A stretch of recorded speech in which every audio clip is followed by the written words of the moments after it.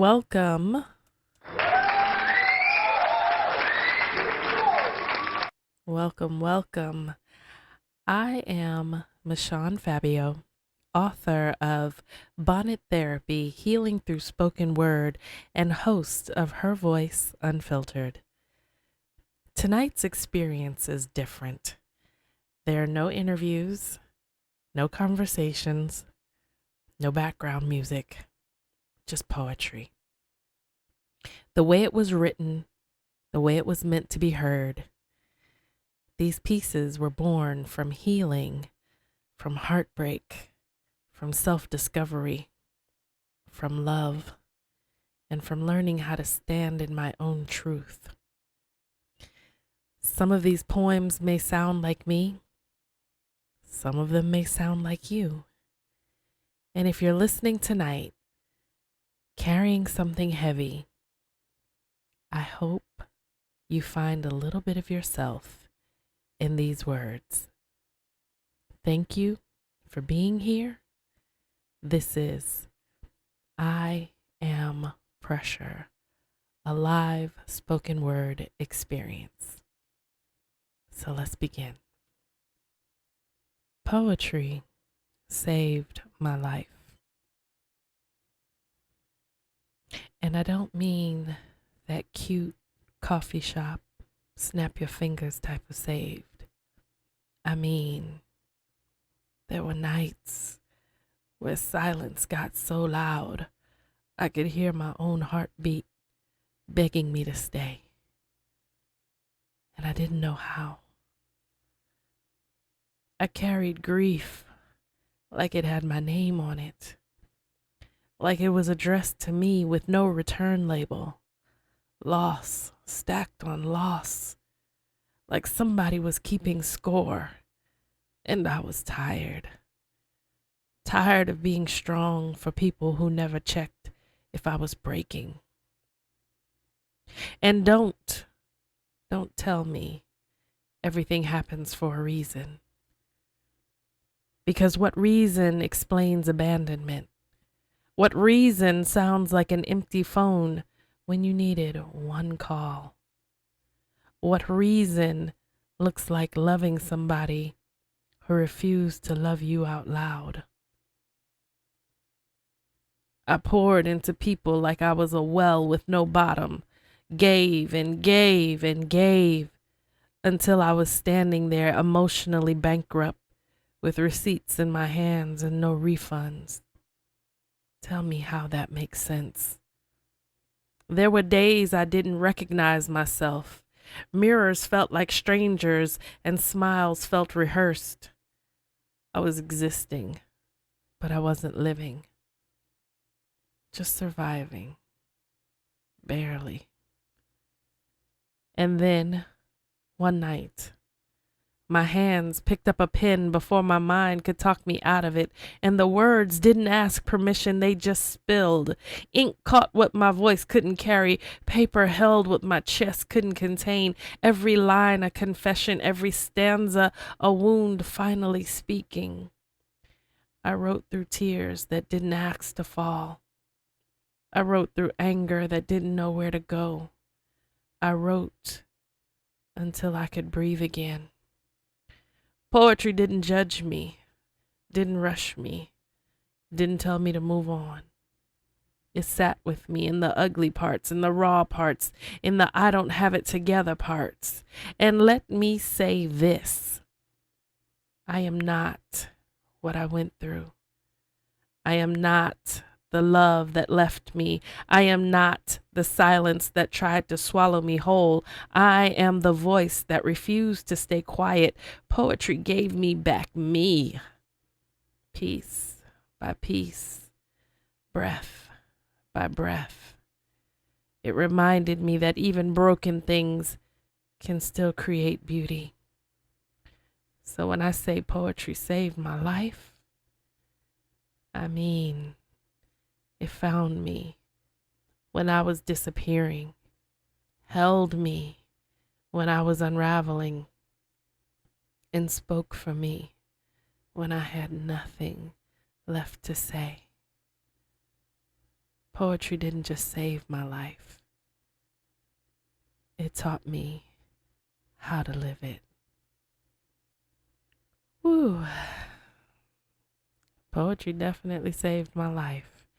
It gave me a place to put the things I didn't know how to say out loud. But healing doesn't stop at survival. Eventually, we begin to ask different questions. Questions about connection, questions about intimacy, questions about what it truly means to be loved. And this next piece is called Love Language. Love, you don't touch me. You edit me. You redline my patience, strike through my doubts. You leave comments on the spots where I ache. Your mouth knows how to italicize my name. Soft at first, then bold when I forget who I am. You speak in undertones, the kind that behave in public, but misbehave the moment the door closes. We undress slowly, not our clothes, but our intent. You peel back my composure. Your finger lingers like it's deciding whether it's allowed or should it repent. Every sound I make is punctuation. Every pause is permission. I feel you before I feel you. Love, you are a theory, a hypothesis, a slow yes forming in my soul. You stand close enough to rewrite my posture. Suddenly, I'm softer. Suddenly, I'm listening with my whole body. You read my body language aloud just to hear how I respond.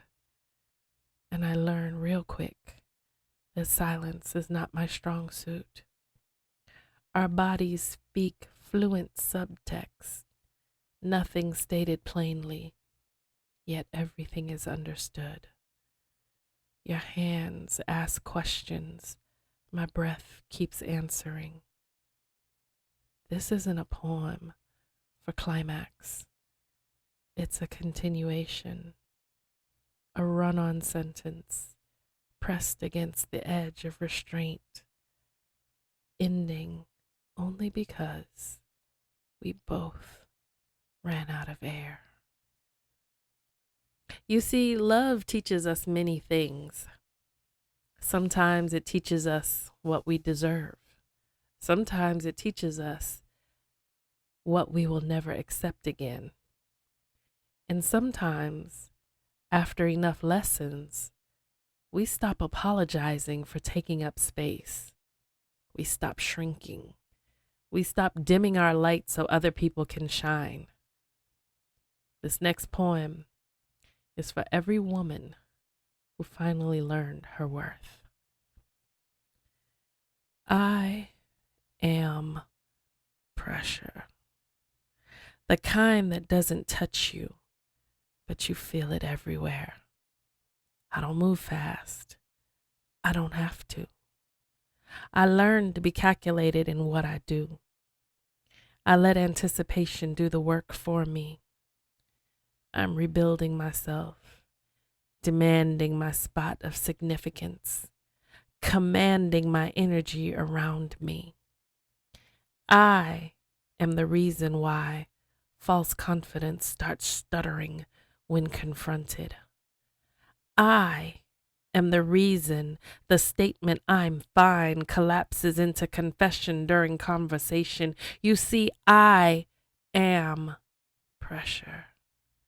I enter rooms with main character energy. You feel the gravitational pull from me like something is about to happen that nobody planned for. As poets, our words build up in your mental reservoir. We grace you with our soliloquies and leave your cranium and soul saturated, dripping wet and wanting more.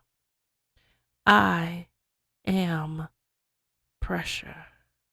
When your voice lowers and you don't know why, when your posture changes, when confidence starts undressing itself without permission, it is my presence in the room that makes the noise quiet and allows your body to listen. I don't flirt. I wait. Definitely a Virgo trait. I don't chase desire.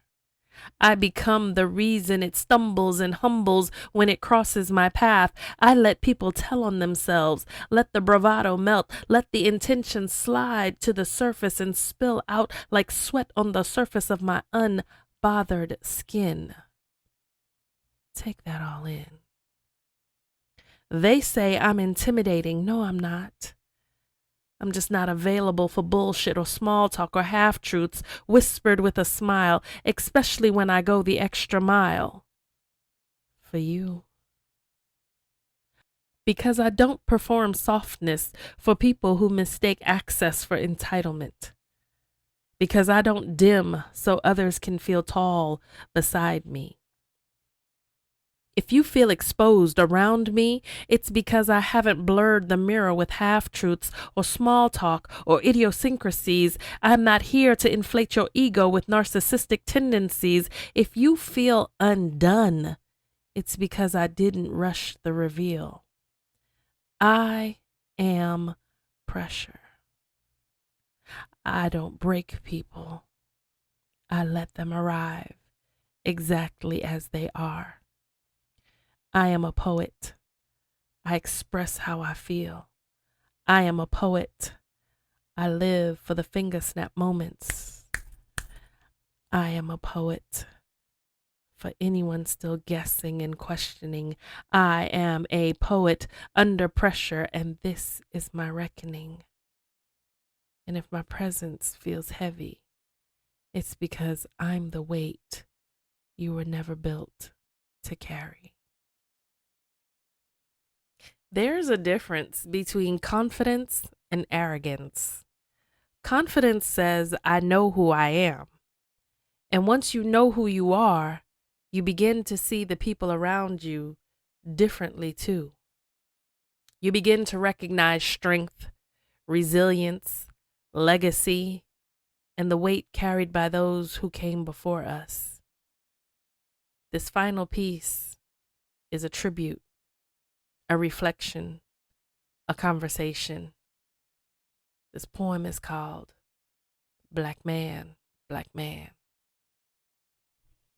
Black man, black man, they told you not to cry. Black man, they told you real men don't break. Society told you emotion was weakness, whack and fake. How can you hold me with softness in a world that only praises you for being strong? How can you tell me you love me, but yet your boys tell you loving a bitch is wrong? Bros over hoes, right? Those are the bars. That's the song. But you ain't them, and they ain't you. They don't see what I see in you. So let's start there. With emotion, with words, with honesty that doesn't sound like weakness. When I tell you emotion is healing, it opens the door to conversation, and conversation becomes communication. And communication, that's how we build trust. Trust builds safety. Safety gives space for truth. And truth, that's where freedom begins. Because how can a man heal if he's never been taught to speak his pain and live in his truth? Black man, you've been stitched together by generations that taught survival before softness, taught hustle before help, taught man up before let it out. And somehow, you still find a way to stand tall in a world that loves your rhythm but fears your rage. They see your mistakes and make them headlines, but your victories, oh, they whisper those in silence. You have to be twice as good for half the peace. You have to carry your family legacy but get judged when you protect their peace. Your people, your pain, your pride, your perspective. I want you to lean into your power, your positivity, your promise to God, your perseverance, and still smile and pose for the pictures. You weren't born with a silver spoon. You forged one from struggle. With every nod, it turned into, now watch me work, watch me work. You built your empire from the ground up. While the pressure to be successful kept building up, the ground kept shifting beneath you. But you gotta have that one person that keeps pouring into you. So yeah, I see the anger. I see the fire behind why you stay quiet. I see the man who wants to be held, the man that just wants to relish in the quiet. He doesn't know how to ask. He doesn't know it's okay to softly rest in his woman's arms and let her be your safe space. So when you forget, I see you, black man. Fix your crown, because you are a king. And as always, therapy complete. Thank you. I want to sincerely thank you for listening. Thank you for allowing me to share these pieces with you.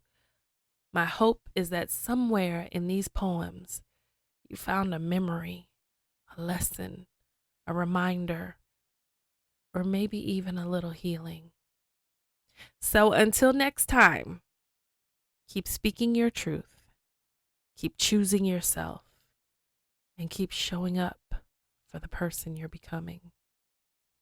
I am Michon Fabio, and this has been Her Voice Unfiltered presents I Am Pressure, a live spoken word experience.